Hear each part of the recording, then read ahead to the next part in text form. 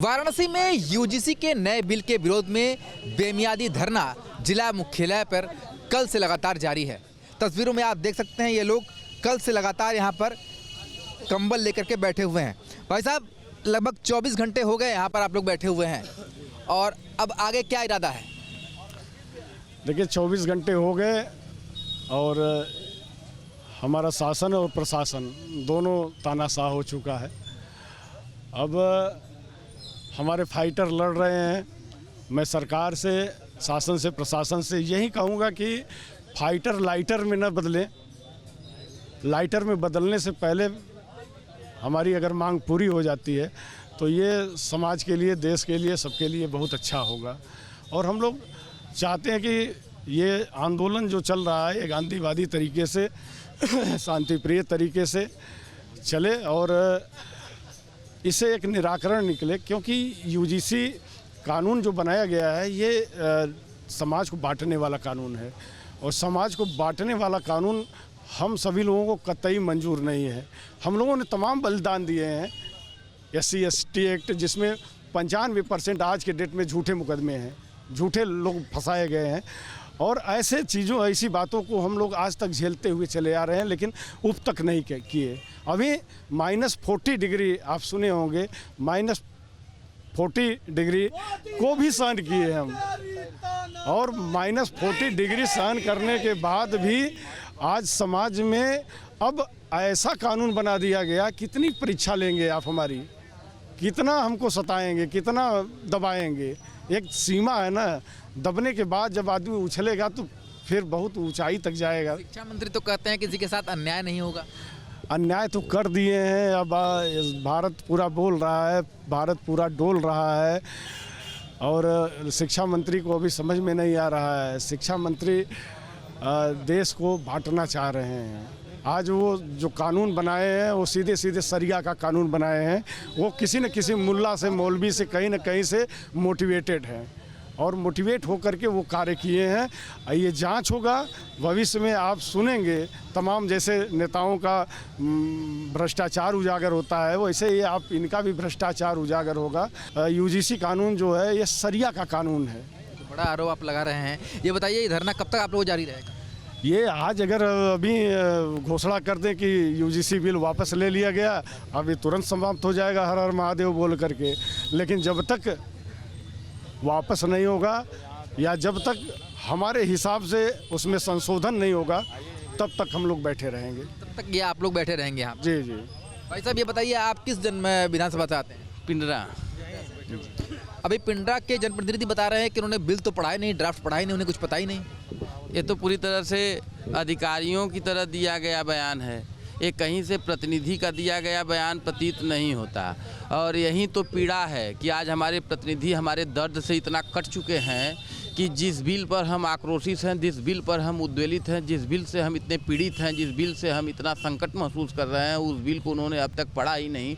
13 जनवरी को यह बिल लागू होता है, आज 28 जनवरी है। 15 दिन बीत जाने के बावजूद यदि वह बिल पढ़ा तक नहीं जाता तो उन्हें भी इस बात अपने गिरेबान में झांकना चाहिए और हमारे विधानसभा के लोगों को भी यह बात समझना चाहिए कि हमारा प्रतिनिधि हमारे दर्द से कितना जुड़ा या कटा है।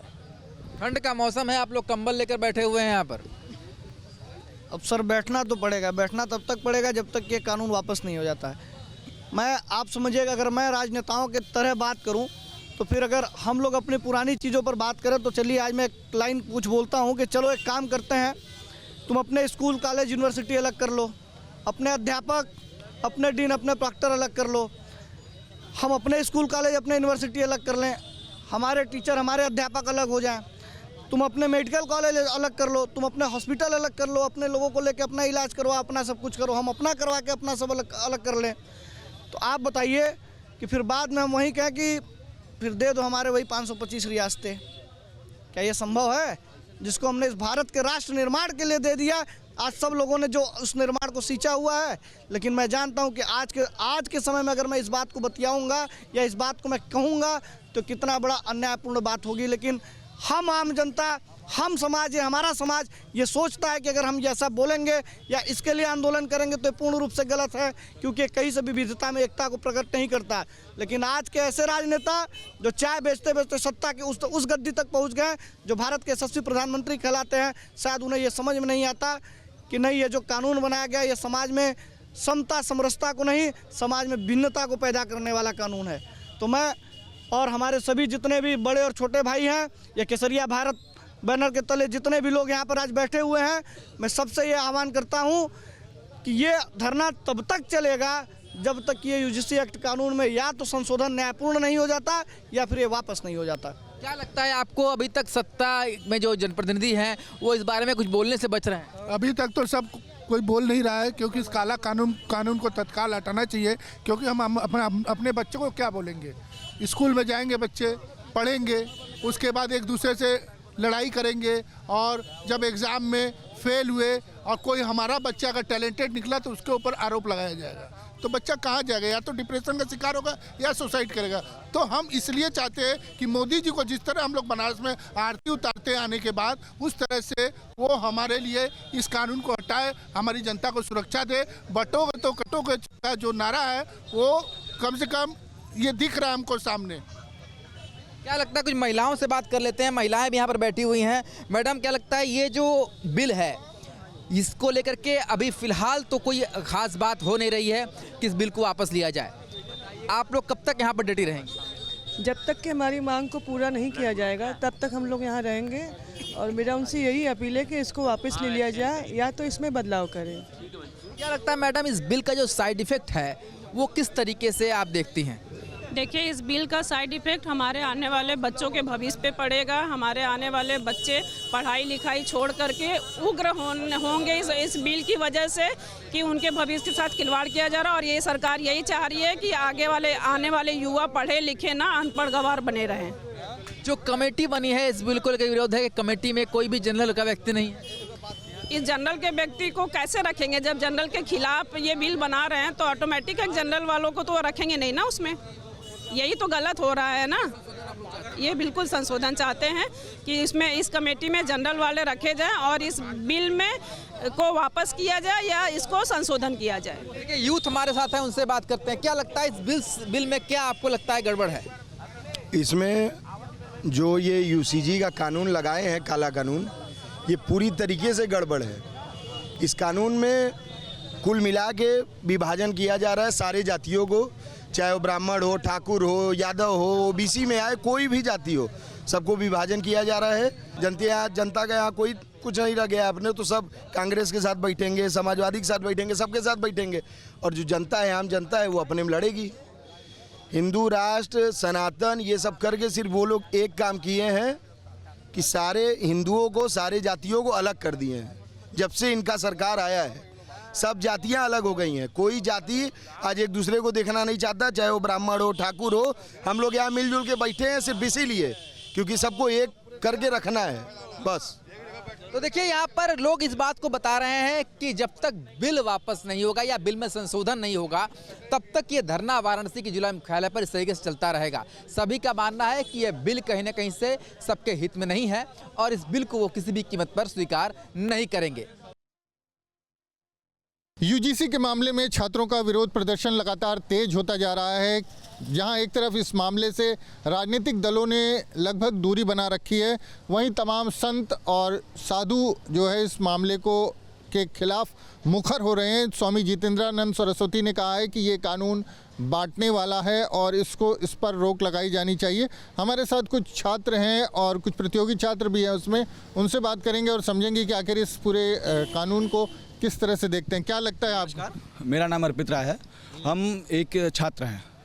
छात्र होने के नाते हमारा प्रथम दायित्व है कि हम लोग एक विभाजनकारी समाज का एक विरोध करें कि हमारा समाज कई हिस्सों में विभाजित ना हो। हमारा प्रथम दायित्व है और हम इस दायित्व का निर्वहन करने के लिए हम सरकार के ये जो एक्ट यूजीसी एक्ट 2026 लाया गया, इसका हम विरोध करते हैं क्योंकि यह एक विभाजनकारी कानून है। इस कानून के तहत समाज हमारा कई वर्गों में विभाजित हो जाएगा, 2 हिस्सों में बट रहा है समाज हमारा। समाज में मुख्यतः 4 वर्ग उपस्थित हैं, जनरल, ओबीसी, एससी, एसटी। अब 3 वर्गों को एक साथ आपने तो शामिल कर लिया, लेकिन जनरल को एकदम अलग थलग रख दिया है समाज से। आपने ऐसा क्यों किया? ये किसकी रणनीति है? किस सोच के आप ये कैसे मान सकते हैं एक वर्ग पहले से ही अपराधी दोषी से इसमें साबित कर दिया गया एक वर्ग को? ये गलत, एक वर्ग पहले से ही आपने दोषी करार दे दिया, ये सही है या गलत? आप लोग खुद सोचिए, अपने विचार से सोचिए कि एक वर्ग को आपने सर्वप्रथम पहले से ही दोषी मान लिया है, पहले से जजमेंट दे दिया, आप ये कह रहे हैं? हाँ, पहले से ही एक वर्ग को दोषी मान करके उसको एक अलग कटघरे में खड़ा कर दिया गया है। आप मानते हैं कि एक वर्ग जो है पहले से ही दोषीपूर्ण है, उसको सजा ही देना है उसका ना? अगर मान लीजिए ओबीसी समाज अगर SC ST पे कोई अत्याचार करता है तो उसके ऊपर क्या कानून आपका है? आप अगर मान लीजिए कोई झूठा आरोप लगाता है, किसी व्यक्ति के ऊपर झूठा आरोप लगाता है, तो उसके तहत आपके ऊपर कार्रवाई करने के लिए क्या कानून है? मजबूत है ओबीसी समाज, उसको आप ये करें नहीं जोड़ना चाहिए। आपको क्या लग रहा है इसको लेकर जिस तरह से विरोध हो रहा है, तमाम संत भी इस मामले में अपना बयान दे रहे हैं? देखिए, बयान देना चाहिए और सबको आगे आके मुखरता से इसका विरोध करना चाहिए। ये एक विभाजनकारी और बांटने वाला कानून है। इस कानून से हमारे जो आपसी भाईचारा है, जो जाति से जाति को लड़ाने का एक ये नया तरीका, एक नया फार्मूला अपनाया जा रहा है, ये केवल सरकार के द्वारा वोट की राजनीति की जा रही है और आपसी भाईचारे को ख़त्म किया जा रहा है। अगर जो सवर्ण है, किसी भी छात्र है वो या किसी भी विश्वविद्यालय में पढ़ रहा है, तो ये क्या तरीका है कि एक किसी व्यक्ति का व्यक्ति से विरोध हो सकता है और एक व्यक्ति के कारण पूरे सवर्ण समाज के ऊपर ये कानून थोपा जा रहा है, इसलिए इसका विरोध होना चाहिए। बीजेपी सरकार की यह नीति थी पहले कि सबका साथ सबका विकास, परंतु अब इनकी नीति आ गई है सबका साथ सवर्णों का विनाश। जी, आपको क्या लगता है किस तरह से विरोध कर रहे हैं आप लोग? सर, सबसे बड़ी बात तो ये है कि जैसे हम लोग पहले साथ में सारे छात्र हम लोग एक साथ बिना जाति का नाम लिए, हम लोग एक दूसरे का पूरा नाम तक नहीं पूछते थे कि आपका पूरा नाम क्या है। उसके बाद भी हम लोग एक साथ बैठ के एक थाली में हम लोग एक साथ हम लोगों ने खाना खाया है। लेकिन अब आने वाली जनरेशन में जो छात्रों की जनरेशन आ रही है, उसमें क्या होगा, जो साथ में बैठ रहे हैं उनको एक दूसरे से लगेगा डर कि अगर मैंने गलती से कुछ बोल दिया, हम लोग हंसी मजाक में भी अगर कभी अपने दोस्तों को कुछ बोल देते थे तो वो बुरा नहीं मानते थे उस चीज़ का। लेकिन अब अगर हम लोग चाहेंगे भी कि ना बोले, तब भी अगर वो जाके इस चीज़ की कंप्लेन कर देते यूनिवर्सिटी में कि हाँ सर उसने मुझे गलत बोला है, जो कि अगर हमने भी ना बोला हो तब भी उसके बाद भी हम लोगों के ऊपर कंप्लेंट बैठा दी जाएगी और अगर उसने गलत किया तो उसकी सज़ा भी उसको नहीं मिलेगी। मेरा कहने का मतलब ये है कि अगर मैं गलत हूँ तब तो मुझे सज़ा मिलनी चाहिए, मैं उसका हकदार हूँ। लेकिन अगर मेरी गलती नहीं है तो जिसने मेरे ऊपर कंप्लेंट करी है उसके ऊपर भी तो बराबर से कार्रवाई होनी चाहिए। इससे SC ST एक्ट में जो OBC को भी आपने शामिल कर लिया है, इससे तो स्वर्ण समाज पूरा का पूरा दब जाएगा और इससे हमको कोई दिक्कत नहीं है। लेकिन जो हमारे छात्र इतनी मेहनत करके हाई कट ऑफ ले आके स्कूल कॉलेजों में एडमिशन लेते हैं, उसके बाद भी अगर वो वहाँ पे इतनी हाई कट ऑफ करके एडमिशन लिए हैं, अब उनके ऊपर कोई SC ST और OBC वर्ग का छात्र जलन ईर्ष्यावश अगर उन पे कंप्लेन कर दिया, उनका एग्ज़ाम किसी वजह से छूट गया या कुछ भी हो गया, उनको किसी तरीके की सज़ा होगी, बाद में वो उसमें निर्दोष होता है, तो उसके उस समय की भरपाई कौन करेगा? ये एक बड़ा सवाल है। आपको क्या लगता है निर्दोष लोग इसमें फंसेंगे? जी हाँ, इसमें फंसेंगे निर्दोष लोग। बात ऐसी है कि देखिए, अगर UGC एक्टिविटी एक्ट 2026 के थ्रू अगर इंसान पढ़ने जा रहा है भाई, अब जाहिर सी बात है वो दोस्त हैं आपस में अगर बात कर रहे हैं, अगर बाद में किसी भी बात में ऐसी बात वो बोल दिए कि उस चीज़ पे वो लेके उस चीज़ का विरोध करके वो जाके अगर सामने से उनको जो है कि केस कर दे रहा है, तो उस चीज़ को प्रॉब्लम हो सकती है हम लोगों के ऊपर। ठीक है, तो इस वजह से हमारा कहना है कि ये एक्ट वापस लिया जाए। आपको क्या लगता है, क्या सोल्यूशन? मैं सरकार से बस यही अपील करता हूँ कि देखिए, हमारा OBC समाज जो है वह एक धनी समाज है, वह एक ऊंचे तबके का समाज है जो कि पहले से ही मजबूत है, सशक्त है, वो अपने आप में धन बल सब में सशक्त है। हाँ, तो मैं सरकार से ये अपील करता हूँ, आपने SC ST रखा कोई आपत्ति नहीं है, वो शोषित समाज है, पहले से सब लोग जानते हैं। हमारी समाज में आप देखेंगे तमाम, देखिए जातियों में भी उपजातियाँ हैं, जातियों के अंदर भी उपजातियाँ हैं, उनका शोषण होता है, तो ये गलत है, किसी का उत्पीड़न ना हो समाज में। हाँ, सलूशन ये है, सरकार को ये वापस ले, अगर वापस नहीं लेना चाह रही है तो उसमें कुछ संशोधन करे प्रावधानों में, OBC को हटाए और या तो हम लोगों को भी शामिल करे उस एक्ट के जरिए, सभी को शामिल कर। आपको क्या लगता है, क्या सोल्यूशन क्या चाहते हैं? सोल्यूशन ये है, हमारा मांग तो पहले हम ये चाहते हैं कि पहले तो ये बिल खत्म करे और इसको जो पहले की भांति व्यवस्थाएं थे उसे पुनः लागू करे। अगर किसी कारणवश दबाव में सरकार इस बिल को वापस न ले पाए तो जो जांच वाली कमेटी है उसमें सवर्णों का भी अधिकार हो, सवर्ण भी 1-2 जो हिस्सेदारी है 10-11 लोगों की, सवर्णों को भी उसमें शामिल किया जाए और जाँच में अगर कोई गलत पाया जाए, किसी ने आरोप लगाया और बाद में जाँच हो, जाँच में अगर वो गलत आरोप लगाया है तो उसके ऊपर भी कड़ी कार्रवाई हो। ये 2 पॉइंट है कि उसमें सवर्णों को भी शामिल किया जाए और जांच में दोषी पाने पर SC ST OBC कैटेगरी के छात्रों पर भी कार्रवाई हो, यही चाहते हैं आप? जी, ये भी कार्रवाई होनी चाहिए और जो गलत कंप्लेन कर रहा है उसको बराबर से उतनी ही सज़ा मिलनी चाहिए। और दूसरी चीज़ सबसे बड़ी बात ये, सर हम आरक्षण के ख़िलाफ़ नहीं हैं। हम आज तक जो है अपना पढ़ाई के मामले में अपना कट ऑफ वगैरह निकाल के हम आज भी एडमिशन ले रहे हैं, हम आज भी बड़ी पोस्ट पे पहुंच रहे हैं, सारे सुअर समाज के जितने भी छात्र हैं। तो इस बात पे हमें गर्व है, हम चाहते हैं कि ये चीज़ ऐसी ही चलती रहे। लेकिन अगर कोई उस चीज़ में बाधा डाल रहा है तो उस चीज़ को सही करना चाहिए। तो आरक्षण अच्छी चीज़ है, लेकिन दूसरों को दबाया ना जाए, हमें भी मौका मिलना चाहिए ऊपर आने का।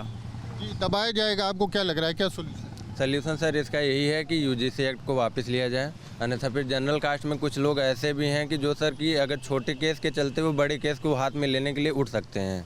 इसलिए हमारा कहना यही है कि भैया इसको आप वापस ले लीजिए और बाकी कुछ नहीं सर। जी, तो इस कानून को लेकर के काफ़ी नाराज़गी है छात्रों की और उनका कहना है कि इसे तुरंत वापस लिया जाना चाहिए। हालांकि कुछ लोग मानते हैं कि कुछ संशोधन के साथ इसे लागू किया जा सकता है।